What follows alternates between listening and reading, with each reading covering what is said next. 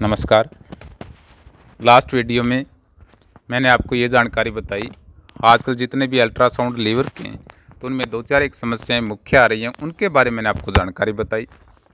और वीडियो के लास्ट में आपको ये बता रहा था कि कोई भी ऑर्गन्स है, लीवर है चाहे कोई भी है, उनका यदि अल्ट्रासाउंड करवाना है तो अच्छी फ़ोटो आए, कचाकच बढ़िया फ़ोटो आए। तो उसके लिए हमें दो तीन एक बातों का ध्यान रखें कि भोजन है, चाय है, फ्रूट है, यदि आज अल्ट्रासाउंड करवाना हो तो पहले दिन से इन बातों का ध्यान रखें। यदि भोजन ग्रहण करते हैं तो ये जो अब लीवर है, लीवर के नीचे ही अपनी ये यहाँ पर पित्त की थैली लगी होती है। तो अब मैंने भोजन ग्रहण किया है, तो भोजन ग्रहण करते ही भोजन के पचाने के लिए ये पित्तरस ऑटोमेटिक पित्तरस छोड़ता है और ये थैली खाली हो जाती है। खाली होने के बाद में अब ये फिल्म होती है जैसे, ठीक है, आप और अच्छी देख लें, दो चार एक रिपोर्टें मोबाइल पर, क्वालिटी कईयों के पास सुविधा ज़्यादा होती है। अब ये आपको दिख रही है पथरी है 20-25 mm की, तो इसकी अल्ट्रासाउंड की अच्छी तरह से जानकारी मिल जाए। तो मैंने आपको ये बातें तो पहले बता दी। अल्ट्रासाउंड के अलावा भी कोई भी हमें हमारे स्वास्थ्य में कोई समस्या आती है तो अल्ट्रासाउंड के अलावा भी कई स्कैन होते हैं, जैसे फाइब्रो स्कैन है लीवर का, लीवर की एमआरआई लीवर की कम करवाते हैं।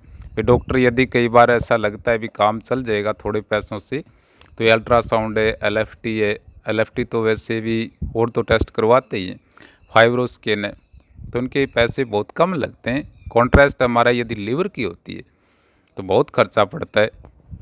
तो एमआरआई ज़्यादातर देखो रीढ़ की हड्डी की करवाते हैं। तो अल्ट्रासाउंड और एमआरआई, पहली बात तो ये, मैं सिर्फ 3-4 मिनट की वीडियो बनाने का प्रयास है तो मैं आपको मोटा मोटी बातें बता रहा हूँ। अल्ट्रासाउंड में, एमआरआई में कोई भी रेडिएशन नहीं होती, तो इनका बिल्कुल भी नुकसान नहीं है, ठीक है।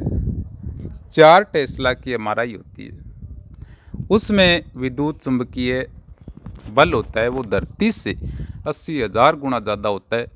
तो उसमें कईयों की ऊतक खराब होने की संभावना व्यक्त की गई, तो वो अब किसी भी हॉस्पिटल में नहीं है, सिर्फ रिसर्च सेंटर जहाँ पर बच्चे पढ़ाई करते हैं, रिसर्च करते हैं, उनमें काम आती है।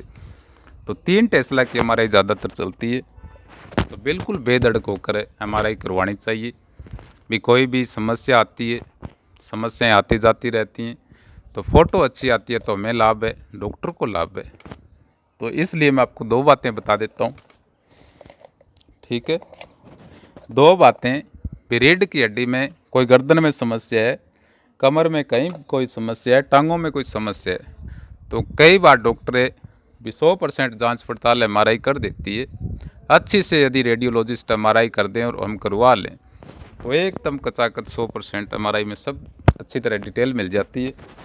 तो इसलिए मैं आपको 2 ही बातें बता रहा हूँ कि ये अब रीढ़ की हड्डी है, डॉक्टर मेरी एमआरआई स्कैन करवा रहे हैं, वहाँ पर टेक्नीशियन है एमआरआई में भी मेरी एमआरआई स्कैन कर रहे हैं, रेडियोलॉजिस्ट रिपोर्ट बनाते हैं।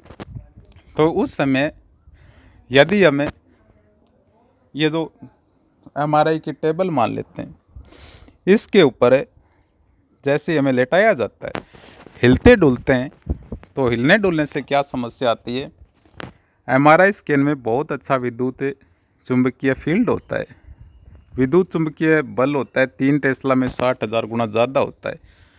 ये जो मुलायम ऊतक होते हैं, ये मुलायम संरचना हमारी डिस्क मुलायम सी होती है, लिगामेंट है जो हड्डियों को जोड़ने वाले, ये मुलायम होते हैं। तो ये बहुत से जो मुलायम संरचना है उनकी तो बहुत ही जल्दी ये इसको जांच कर लेती है, लेकिन कई बार जो कठोर होती हैं, अब हड्डियों में कठोर है, अपनी जो फीमर की हड्डी है कठोर होती है, ये सैक्रम जो माकड़ हाड होता है, ये जो 5 हड्डियाँ, इससे नीचे अपना जो माकड़ हाड है, ये तो माकड़ हाड में कठोर होता है। कठोर होने से एमआरआई में इसमें हाइड्रोजन अणु भी नहीं होते। ये थोड़े से साइंस पढ़ी होती है तो बहुत अच्छी तरह समझ आ जाती है।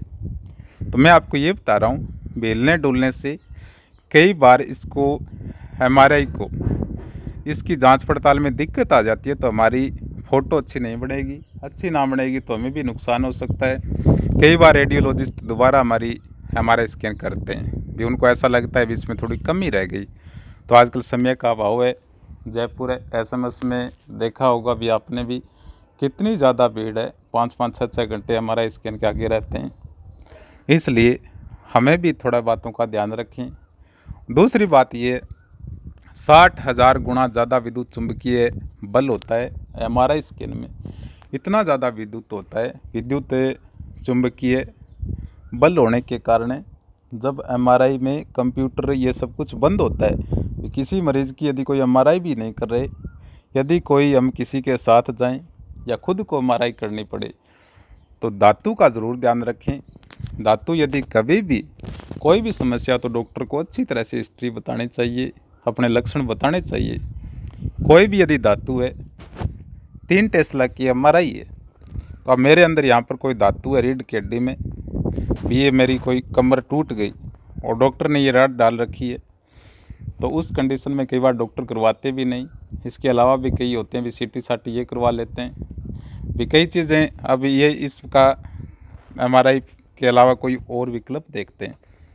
अब यदि मेरी एमआरआई पर मैं लेटा दिया, यहाँ पर रोड है, तो ये यहाँ से पाड़ देती है कई बार, क्योंकि विद्युत चुंबक अपनी तरफ 60,000 गुना यदि धरती से ज़्यादा हो तो कितना तेज़ हो गया, इसलिए नुकसान होता है। तो हमेशा ध्यान रखें, विद्युत कक्ष में एमआरआई 24 घंटे चालू रहती है, विद्युत चुंबकीय प्रभाव रहता है। तो कभी भी जाएं तो हमें इन बातों का ज़रूर ध्यान रखें। दूसरा, एकदम रिलैक्स होकर फ़ोटो खिंचवाते समय भी कैमरे के सामने कईयों को अभ्यास होता है, बहुत अच्छी फ़ोटो खिंचाते हैं। मुझे तो कोई जानकारी नहीं है, मैं तो सिर्फ ये वीडियो ही थोड़ी सी इसलिए बना रहा हूँ कि कई बार हॉस्पिटलों में बीमार होने के बाद इतनी दिक्कत है, इतनी परेशानियाँ होती हैं कि वो कई बार परेशानियों से, चिंता के कारण बीमारी से ठीक नहीं होते, तो भी ना आए बीमारियाँ। ये बातें मैं इसलिए बना रहा हूँ भी, कभी भी ज़रूरत पड़ जाए, इतनी लंबी यात्रा है हमारी ज़िंदगी की, तो खुद को ज्ञान हो, वो हमारी शिक्षा यदि हमारे पास है तो बहुत फ़ायदा मिलता है उसका।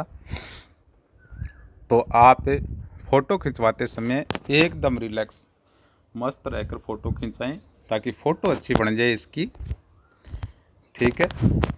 यदि हमें चिंता रखते हैं तो एक तो बीपीआई होती है, एक अपने ब्रेन की एमआरआई है, तो उसमें कई बार सिकुड़ने, फ़ोटो में समस्या आ सकती है, तो रेडियोलॉजिस्ट वैसे दोबारा एमआरआई कर लेते हैं, ये उनको सब ध्यान होता है।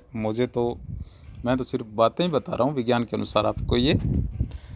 तो अब यहाँ पर मांसपेशियाँ होती हैं अपनी, ये श्वास मेजर, ये मांसपेशियाँ जो ये हड्डियों का जकड़न है, तो यदि एमआरआई करवानी है, यदि चिंता ज़्यादा रखते हैं तो मांसपेशियों में खिंचाव, ऐंठन आ जाती है, उससे अपनी मांसपेशियाँ अच्छे काम नहीं करती है। हृदय की धड़कन खराब हो जाती है। चिंता बहुत गंदी चीज़ होती है, बीमारियों की जड़ है। तो इसलिए आराम से रिलैक्स होकर अपनी फ़ोटो खिंचवाए, कोई नुकसान नहीं है, ठीक है। जितनी हम फ़ोन से फ़ोटो खींचते हैं उतना ही नुकसान एक बार एमआरआई करने में होता है, पॉइंटों में ही है कोई, ठीक है। हर किसी का ही हो सकता है थोड़ा बहुत, तो रेडिएशन से हम आज बच ही नहीं सकते मोबाइल में। इसीलिए तो कहते हैं कि ज़्यादा से ज़्यादा आप इंटरनेट बंद रखें, मोबाइल की रेडिएशन से कई बीमारियां आ सकती हैं। ये एमआरआई है। और थोड़ा सा मैं आपको आज कल मैं आपको एलएफटी के बारे में बताऊंगा, तो मैं आपको 1 मिनट और बता देता हूं। कई बार सीटी है, एक्सरे ये करवाते हैं, इनमें थोड़ा बहुत रेडिएशन होता है तो ज़्यादा से नुकसान हो सकता है। थोड़ा बहुत यदि मजबूरी हो तो करवानी चाहिए। तो सीटी एक्सरे में भी थोड़ा बहुत ध्यान रखें। एक्सरे यदि सामान्य है तो हमें खान पान की, चाय चुई किरीन की यदि आप पी भी रखिए तो भी दिक्कत नहीं आती। यदि कॉन्ट्रास्ट डाई का उपयोग किया जाता है उस समय फिर अपने को थोड़ा ध्यान रखना चाहिए। सीटी और एक्सरे स्कैन ये हमारी हड्डियों की जांच पड़ताल में बहुत ही बड़ी है। इनमें एक्सरे विकिरण होती है। एक्सरे विकिरण है, अब मेरी हड्डी है, या ये मान लेते हैं भी हड्डियाँ यहाँ से ये टूट गई, तो जैसे एक्सरे विकिरण इसमें आएगी, यदि मेरी हड्डी यहाँ पर टूटी हुई है तो एक्सरे विकिरण पार हो जाती है। यदि टूटी हुई नहीं है, एकदम बड़ी है, तो वापस टकरा कर चली जाती हैं, ऊतक रिंग को तो पार कर देती है। तो यदि टूट फूट है तो ये यहाँ से जाएगी तो एक्सरे में आ जाता है, बहुत ही साफ आता है। तो कोई भी जांच पड़ताल हो, मैंने आज आपको ये 5-4 बातें बताई। यदि कोई बात मुझसे गलत हो जाए, भी धूप ज़्यादा है, कई बार इसकी क्वालिटी नहीं आती, तो कोई भी आपको समस्या लगे, समझ ना आए, तो मेरे नंबर हैं। यदि आपको कोई दिक्कत है तो आप अपने डॉक्टर से ही बातचीत करें। बीमारी का बहुत बढ़िया सिस्टम से बीमारी ठीक होती है। ये सारी की सारी हिस्ट्री है, ठीक है। इनको भी अपने को संभाल कर रखना चाहिए।